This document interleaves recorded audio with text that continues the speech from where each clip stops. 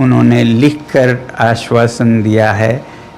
एक तो ये कि जो हमारे विद्यार्थी और युवा जंतर मंतर पर शांतिपूर्ण आंदोलन कर रहे हैं या जो 20 जुलाई को संसद चलो में भाग ले रहे थे, उन पर कोई कानूनी कार्रवाई, FIR इत्यादि नहीं करेंगे। ऐसा बहुत होता है ऐसे आंदोलनों में।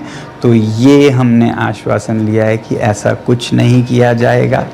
दूसरा ये कि जो पेपर लीक के इस हादसे में मृत हुए बच्चे हैं 20 से भी ज़्यादा, उन सब को उपयुक्त कॉम्पनसेशन दिया जाएगा, मुआवज़ा दिया जाएगा उनके घरों को।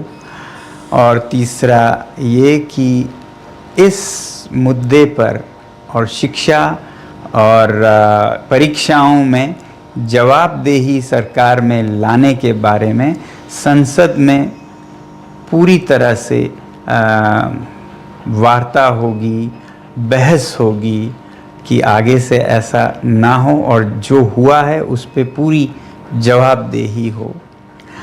अब आप कहेंगे ज़रूर कि धर्मेंद्र प्रधान जी के इस्तीफ़े पे क्या हुआ।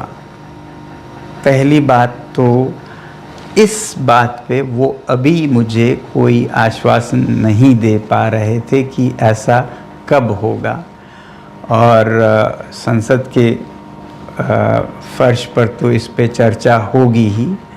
अब मेरे सामने दो रास्ते थे, या तो मैं और अनशन पर बैठूं हफ्तों और शायद उसी में ख़त्म हो जाऊं। फिर आप ही लोगों में से हज़ारों लोगों ने मुझे आज से 2-3 हफ्ते पहले से कहते आए हैं कि आपकी जान ज़रूरी है, आपको संघर्ष आगे रखना है, ज़िंदा रहना ज़रूरी है। मगर मैं ये भी नहीं मानता कि हमने ये हासिल नहीं किया है। दोस्तों, मेरा दिमाग अलग तरह से चलता है। अगर वो ऐसा नहीं करते, इस्तीफ़ा नहीं देते, तो इससे हानि हमें या बच्चों को नहीं होगा, सरकार को खुद होगा। इस छोटे से मुद्दे को न टालकर वो खुद अपनी हानि कर रहे हैं। बल्कि दे देते इस्तीफ़ा तो कब से उनका ये सारा नुकसान रुक जाता। इसलिए मेरे लिए सबसे ज़्यादा ज़रूरी ये बात नहीं थी, इसका तो खुद निपटारा हो जाएगा तमाम तरीक़ों से। ज़्यादा ज़रूरी मेरे लिए था कि हमारे बच्चों पर कोई ऐसे केसेस न लगें। आपको नहीं पता है, मैंने देखा है लद्दाख में कैसे सालों, जीवन भर उन्हें FIR के चक्कर में अपने भविष्य को बिगाड़ना पड़ता है। ऐसा कुछ नहीं होगा, ये हमने उनसे हासिल किया है, इसकी मुझे खुशी है।